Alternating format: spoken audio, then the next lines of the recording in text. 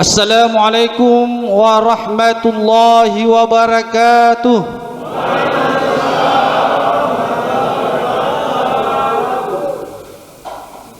Alhamdulillah wa bihamdalah.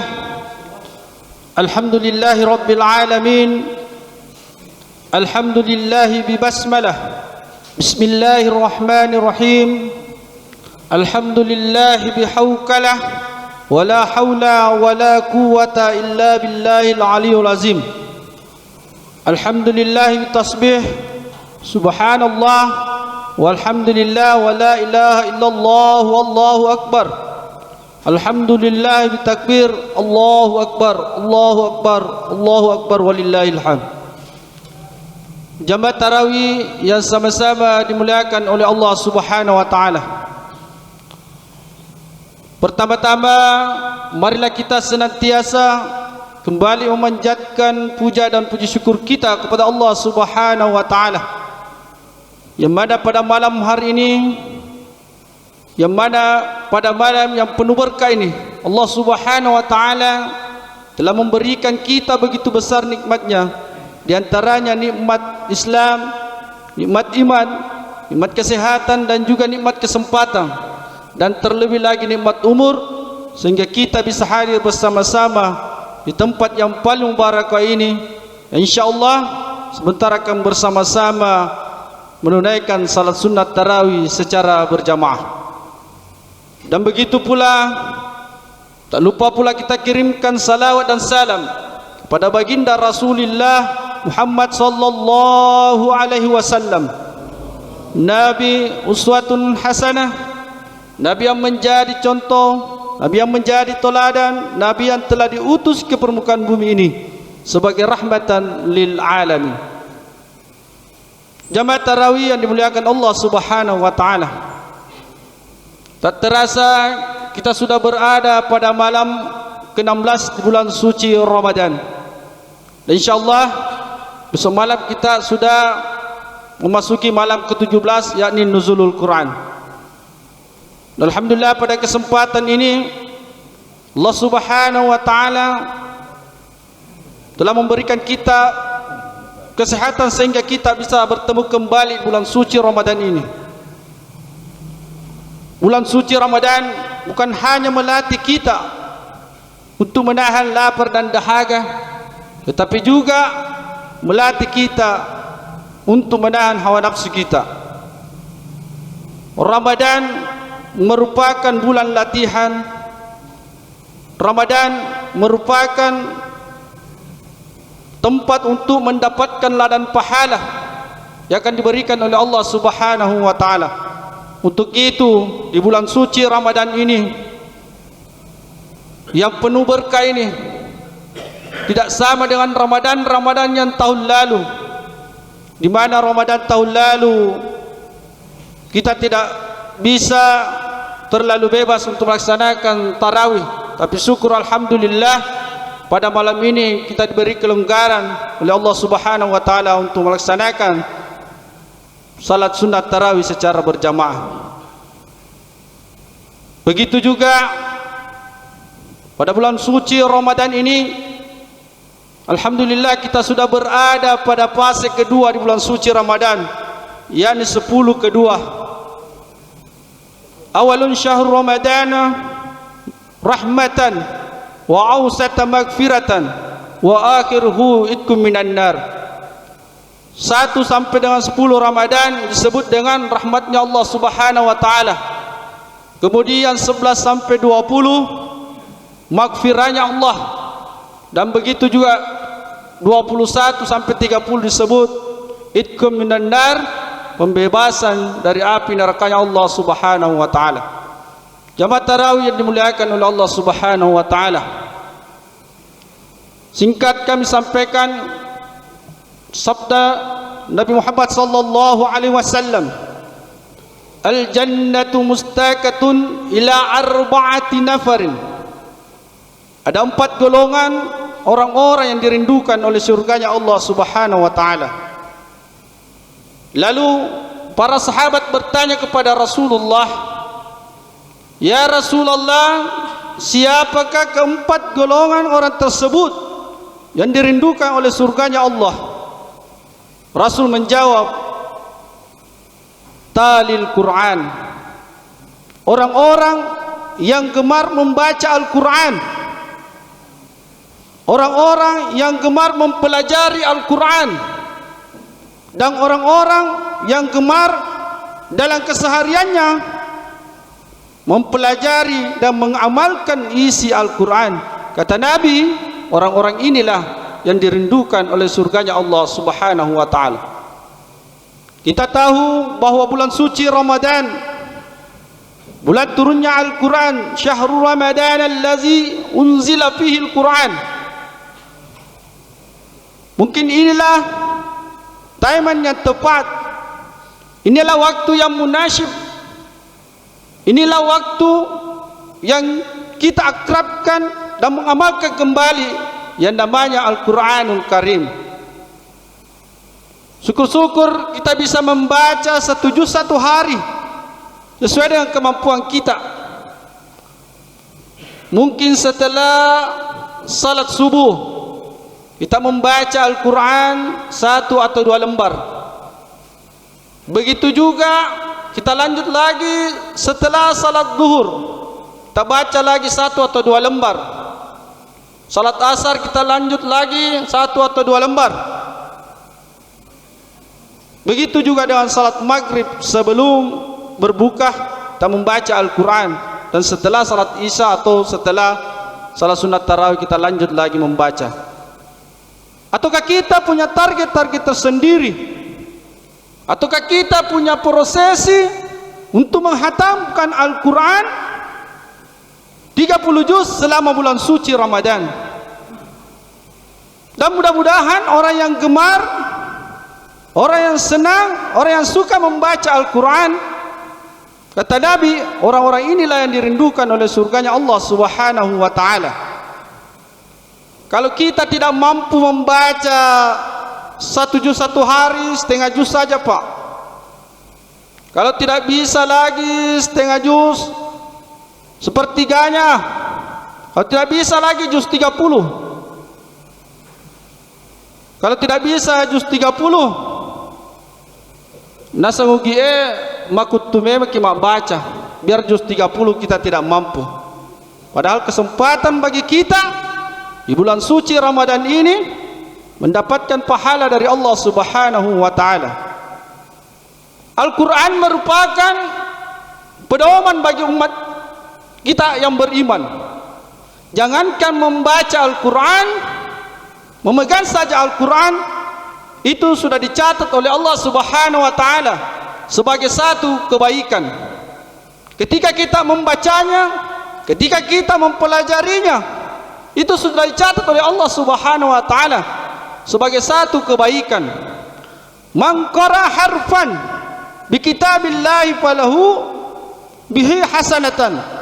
Siapa yang membaca satu huruf Al-Quran, maka dicatat oleh Allah satu kebaikan, dan satu kebaikan itu dilipat gandakan menjadi 10 pahala. Luar biasa pahala yang diberikan oleh Allah Subhanahu wa ta'ala. Jadi kesempatan bagi kita, bagi orang-orang yang beriman, untuk mendapatkan pahala di bulan suci Ramadan, karena Ramadan ini merupakan ladang pahala bagi kita. Jangan cuma bermain game, bermain sedekah chip, skater, jackpot, kaki hijau. Itu cuma mengurangi pahala puasa tak. Jadi Ramadan ini kita dianjurkan memperbanyak membaca ayat-ayat Allah Subhanahu wa ta'ala. Kata Nabi, siapa yang membaca Al-Quran, siapa yang senang membaca Al-Quran, maka hatinya akan tenang dan tentram. Di hadis lain mengatakan, orang yang sering, orang yang senang, orang yang gemar membaca Al-Quran, maka dinaikkan derajatnya oleh Allah Subhanahu wa ta'ala menjadi derajat surga. Subhanallah. Dari pahala bagi orang-orang yang membaca Al-Quran dilipat gandakan oleh Allah Subhanahu wa taala. Dan mudah-mudahan kita termasuk orang yang dirindukan oleh surganya Allah Subhanahu wa taala. Kemudian yang kedua adalah kata Nabi, orang yang dirindukan oleh surganya Allah Subhanahu wa taala. Yang kedua, wa hifzil lisan. Orang-orang yang mampu menahan lisannya. Orang-orang yang mampu menahan ucapannya. Orang-orang yang mampu menahan perkataannya dan juga tutur katanya. Kata Nabi, orang-orang inilah yang dirindukan oleh surganya Allah Subhanahu wa taala. Jadi pantas kata Nabi, barometer keselamatan kita, salamatan insan wa hifzil lisan. Selamatnya kita ini tergantung bagaimana kita bisa mengontrol ucapan kita, perkataan kita, dan juga tutur kata kita. Dalam hadis Nabi yang lain, kul khairan aw yasmut, berkatalah yang baik, jika tidak mampu lebih baik diam. Dan mudah-mudahan kita termasuk orang yang dirindukan oleh surganya Allah Subhanahu wa taala. Jadi ibu-ibu, hati-hati kalau berbicara, jangan sampai menyakiti hati orang lain. Kita tahu bahwa lidah itu sangat tajam. Sedikit saja perkataan kita yang salah bisa menyinggung perasaan orang dan bisa menyakiti hati orang lain. Jamaah tarawih yang dimuliakan oleh Allah Subhanahu wa taala. Di hadis lain juga mengatakan, ya Rasulullah, ada seorang wanita yang hanya mengerjakan salat 5 waktu saja dan bersedekah dengan sepotong roti atau keju, namun dia tidak pernah menyakiti hati tetangganya. Kata Nabi, orang ini adalah penghuni surganya Allah Subhanahu wa taala. Kemudian kata Nabi yang ketiga, orang-orang yang dirindukan oleh surganya Allah Subhanahu wa taala, wa mut'imul ji'an, orang-orang yang gemar bersedekah, orang-orang yang gemar memberi makan kepada orang yang kelaparan, orang yang berpuasa, orang-orang yang membelanjakan hartanya di jalan Allah,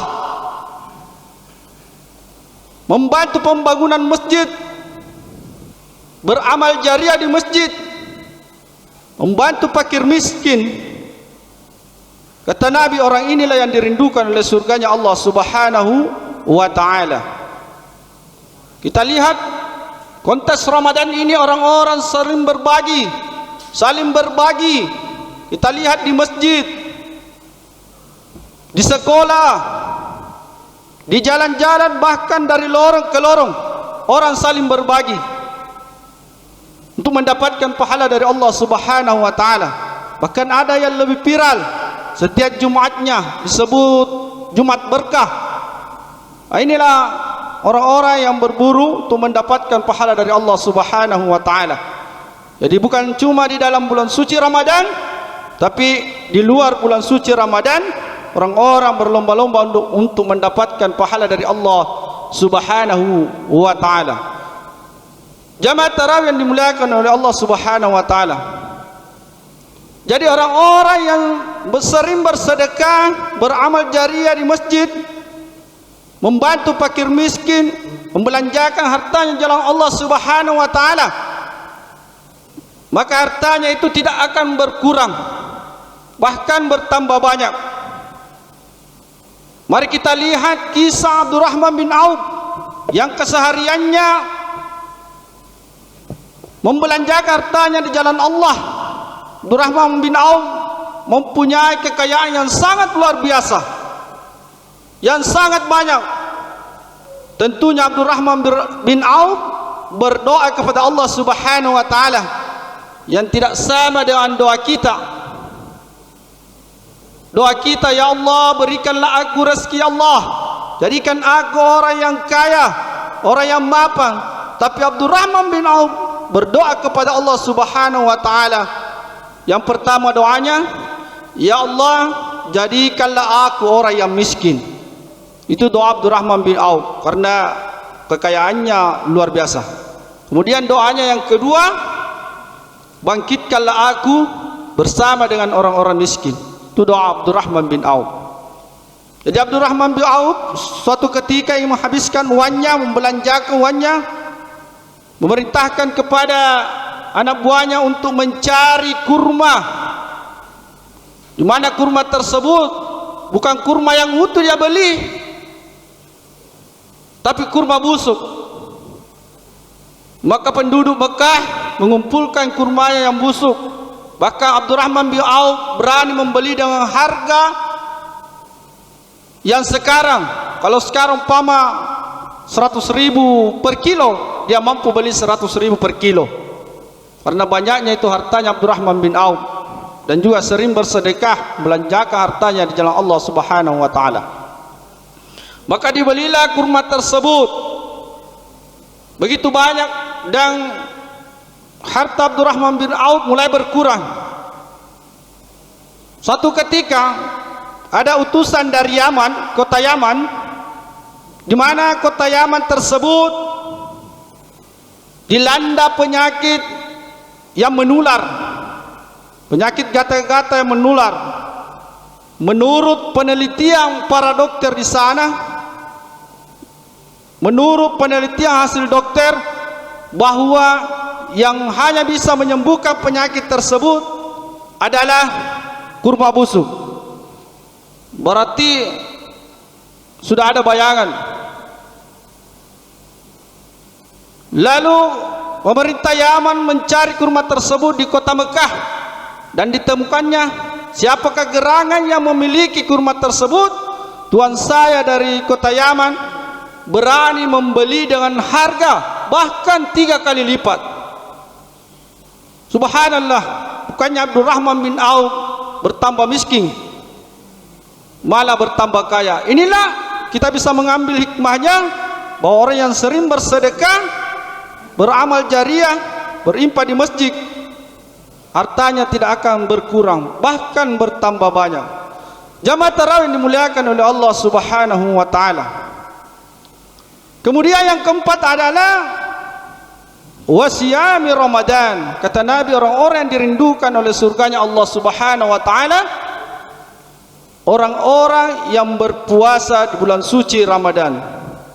Ternyata ada juga orang-orang yang tidak dirindukan oleh surganya Allah Subhanahu wa taala. Siapakah mereka? Mereka adalah orang-orang yang tidak melaksanakan rukun Islam yang keempat, yakni berpuasa di bulan suci Ramadan. Kata Nabi, orang inilah yang paling rugi. Datangnya bulan suci Ramadan, tidak dimanfaatkannya untuk mendapatkan pahala, malah dia sia-siakan tidak berpuasa. Inilah orang-orang yang sangat rugi. Bulan suci Ramadan merupakan pahala bagi kita untuk mendapatkan dan diberikan oleh Allah Subhanahu wa taala. Jamaah tarawih yang dimuliakan oleh Allah Subhanahu wa taala, sedikit saja kita berinfak, maka kita akan dipanggil melalui pintu-pintu surga. Kata Allah, inilah hasil kebaikanmu di dunia. Jika ia ahli salat, maka di dalam surga ada yang namanya pintu babus salah, dan hanya bisa dilewati oleh orang-orang yang ahli ibadah. Begitu juga jika ia ahli sedekah, di dalam surga ada yang namanya babus sedekah, hanya bisa dilewati oleh orang-orang yang sering bersedekah, beramal jariah. Jika ia ahli jihad, maka di dalam surga ada yang namanya babul jihad, hanya bisa dilewati oleh orang-orang yang berjuang di jalan Allah Subhanahu wa taala. Kemudian jika ia ahli puasa, di dalam surga ada yang namanya pintu Ar-Rayyan, hanya bisa dilewati oleh orang-orang yang sering berpuasa di bulan suci Ramadan. maupun di luar bulan suci Ramadan. Jamaah tarawih yang dimuliakan oleh Allah Subhanahu wa taala, inilah 4 golongan orang-orang yang dirindukan oleh surganya Allah Subhanahu wa taala. Yang pertama talil Quran, kemudian wa hifzil lisan, kemudian yang ketiga mut'imul ji'an, dan yang keempat wasiyamu Ramadan. Mudah-mudahan kita termasuk di dalamnya orang-orang yang dirindukan oleh surganya Allah Subhanahu wa taala. Demikianlah yang saya sampaikan. Iyyahu na'budu wa iyyahu nasta'in. Wassalamualaikum warahmatullahi wabarakatuh.